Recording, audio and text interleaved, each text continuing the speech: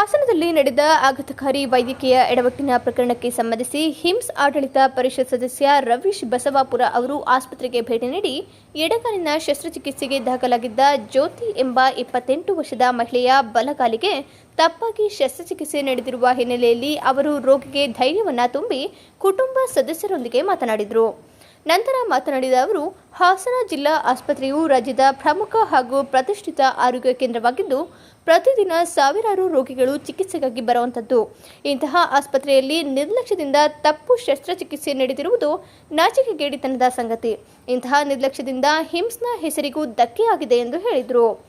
ಈ ತಪ್ಪಿಗೆ ಕಾರಣರಾದ ವೈದ್ಯರನ್ನ ಕೂಡಲೇ ಅಮಾನತುಗೊಳಿಸಬೇಕು. ಬಡ ಕುಟುಂಬಕ್ಕೆ ಸರ್ಕಾರ ಪರಿಹಾರ ನೀಡಬೇಕು. ಜ್ಯೋತಿ ಅವರು ಅತಿ ಕಡುಬಡತನದ ಕುಟುಂಬದವರು, ಕೂಲಿ ಕಾರ್ಮಿಕೆಯಾಗಿದ್ದಾರೆ. ಇಂತಹ ಆಘಾತಕಾರಿ ಘಟನೆಗಳಿಂದ ಅವರು ಸಂಕಷ್ಟಕ್ಕೆ ಸಿಲುಕಿದ್ದಾರೆ. ಸರ್ಕಾರ ತಕ್ಷಣವೇ ನೆರವಿಗೆ ಬರಬೇಕು. ಭವಿಷ್ಯದಲ್ಲಿ ಇಂತಹ ಘಟನೆಗಳು ಮರುಕಳಿಸದಂತೆ ಕಟ್ಟುನಿಟ್ಟಿನ ಕ್ರಮ ಕೈಗೊಳ್ಳಬೇಕು ಎಂದು ಸರ್ಕಾರಕ್ಕೆ ಮನವಿಯನ್ನ ಸಲ್ಲಿಸಿದರು. ಅದೇ ಸಮಯದಲ್ಲಿ ಉಸ್ತುವಾರಿ ಸಚಿವರು ಹಾಗೂ ವೈದ್ಯಕೀಯ ಸಚಿವರು ವಿಷಯವನ್ನ ಗಂಭೀರವಾಗಿ ಪರಿಗಣಿಸಿ ತಕ್ಷಣ ಕ್ರಮ ಕೈಗೊಳ್ಳಬೇಕು ಎಂದು ಆಗ್ರಹಿಸಿದರು.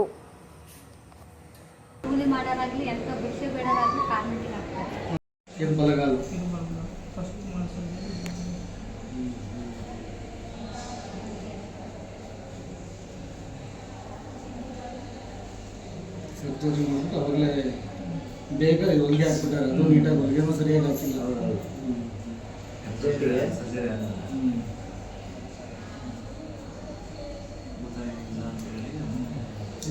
ಸರ್ಜರಿಯಾಗಿ ರಾಡ್ ಆಚೆ ತೆಗೆದು ಮೊದಲಿನಂಗೆ ಜೀವನ ಮಾಡೋಣ ಒಳಗಡೆ ಬಂದಿರ್ತೀವಿ. ಈ ಥರ ಆದರೆ ಪಾಪ ನೀವು ಇನ್ನೂ ಕಷ್ಟಪಡೋಂಗೆ ಆಗ್ಬೇಕು. ಮತ್ತೆ ವಾಸಿ ಆಗಬೇಕು ಅಂದರೆ ತುಂಬ ದಿನಗಳೇ ಬೇಕು. ಇಬ್ಬರು ಕೂಡ ಮಣ್ಣು ಕೆಲಸ ಮಾಡ್ತಾರೆ, ಕೂಲಿ ಕೆಲಸ ಮಾಡ್ತಾರೆ. ಇಬ್ಬರು ಕೂಡ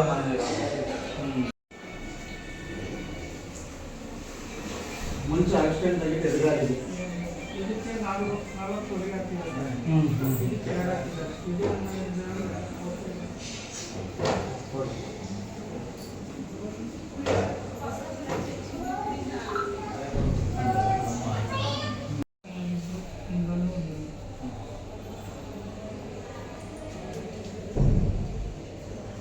ಇದು ರಾಡು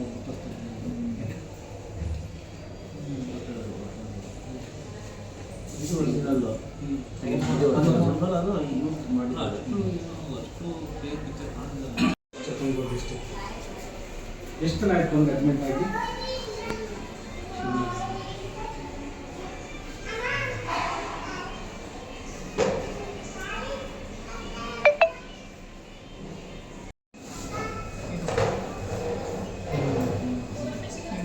ದೂರ ಹಾಕ್ಬೇಕಾಯ್ತು. ಮಚ್ಚಿಬಿಟ್ಟು ಹಿಂದೆ ಜಾಸ್ತಿ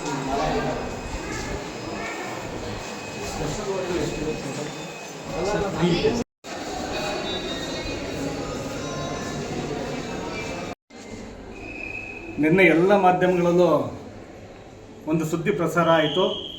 ಹಿಮ್ಸ್ ಆಸ್ಪತ್ರೆಯಲ್ಲಿ ಜ್ಯೋತಿ ಅನ್ನೋರಿಗೆ ಎಡಗಾಲಿಗೆ ಸರ್ಜರಿ ಮಾಡುವ ಬದಲು ಬಲಗಾಲಿಗೂ ಕೂಡ ಮಾಡಿದ್ದಾರೆ ಅಂತಕ್ಕಂಥ ಸುದ್ದಿ ಎಲ್ಲ ಮಾಧ್ಯಮಗಳಲ್ಲೂ ಕೂಡ ಸುದ್ದಿ ಆಯಿತು. ಆ ಹಿನ್ನೆಲೆ ಒಳಗಡೆ ಆ ಸುದ್ದಿ ನೋಡಿ ನಾನಿವತ್ತು ಸ್ಥಳಕ್ಕೆ ಭೇಟಿ ಕೊಟ್ಟೆ. ಹಿಮ್ಸ್ನ ಆಡಳಿತ ಪರಿಷತ್ನ ಸದಸ್ಯನಾಗಿ ಇವತ್ತು ಸ್ಥಳಕ್ಕೆ ಭೇಟಿ ಕೊಟ್ಟು ನೇರವಾಗಿ ರೋಗಿಯವ್ರನ್ನು ಕೂಡ ಜ್ಯೋತಿಯವ್ರನ್ನು ಕೂಡ 28 ವರ್ಷ ಜ್ಯೋತಿಯವರು ಪಾಪ ಅವರು ಎಡಗಾಲಿಗೆ ಹಿಂದೆ 2 ವರ್ಷದ ಹಿಂದೆ ಏಟಾಗಿರುತ್ತೆ. ಏಟಾಗಿ ರಾಡ್ ಹಾಕ್ಸಿರ್ತಾರೆ. ಆ ರಾಡ್ನ ತೆಗೆಸ್ಲಿಕ್ಕೆ ಅಂತ ಹೇಳಿ ಜ್ಯೋತಿಯವರು ಅವ್ರ ಕುಟುಂಬ ಬಂದಿರ್ತಾರೆ. ಆ ಸಂದರ್ಭದಲ್ಲಿ ಅವ್ರು ಎಡಗಾಲಿಗೆ ಚಿಕಿತ್ಸೆ ಕೊಡಬೇಕಿತ್ತು, ಸರ್ಜರಿ ಮಾಡಬೇಕಿತ್ತು. ಬಲಗಾಲಿ ಕೂಡ ಅದು ಸರ್ಜರಿ ಮಾಡಿ ಇವರು ಎಡವಟ್ಟು ಮಾಡಿದ್ದಾರೆ. ಇವರು ಡಾಕ್ಟ್ರು ಬೇಜವಾಬ್ದಾರಿ ತಂದಿಂದ ಈ ಎಡವಟ್ಟು ಮಾಡಿದ್ದಾರೆ. ಕೂಡಲೇ ನಮ್ಮ ರಾಜ್ಯ ಸರ್ಕಾರ ಮತ್ತು ವೈದ್ಯಕೀಯ ಶಿಕ್ಷಣ ಸಚಿವರು ಕೂಡಲೇ ಆ ಡಾಕ್ಟ್ರನ್ನ ಕೂಡಲೇ ಅಮಾನತು ಮಾಡಬೇಕು. ಅದ್ರ ಜೊತೆಗೆ ಈಕೆಗೆ ಪರಿಹಾರ ಕೊಡಬೇಕು. ಬಡ ಕುಟುಂಬದವರು, ತುಂಬ ಬಡವರು, ಅವರು ಕಷ್ಟ ಜೀವನ ನಡೆಸ್ತಿರ್ತಾರೆ, ಕೂಲಿ ಮಾಡಿ ಜೀವನ ಮಾಡ್ತಾರಂತೆ. ಈಗಾಗಲೇ ಇವ್ರನ್ನ ವಿಚಾರಿಸ್ತೆ. ಈ ಕೂಲಿ ಮಾಡ್ತಕ್ಕಂಥವ್ರಿಗೆ ಈ ಡಾಕ್ಟರ್ ಎಡವಟ್ಟಿನಿಂದ ಮತ್ತೆ ಇನ್ನೊಂದು ಕಾಲಿಗೆ ಕೂಡ ಇವರು ರೆಸ್ಟ್ ಮಾಡಲಿಕ್ಕೆ ಮಾಡಿದರೆ ಅವ್ರು ಎಲ್ಲಿಗೆ ಹೋಗ್ಬೇಕು? ಬಡವರು. ಕೂಡಲೇ ಸರ್ಕಾರ ಗಮನ ಹರಿಸ್ಬೇಕು.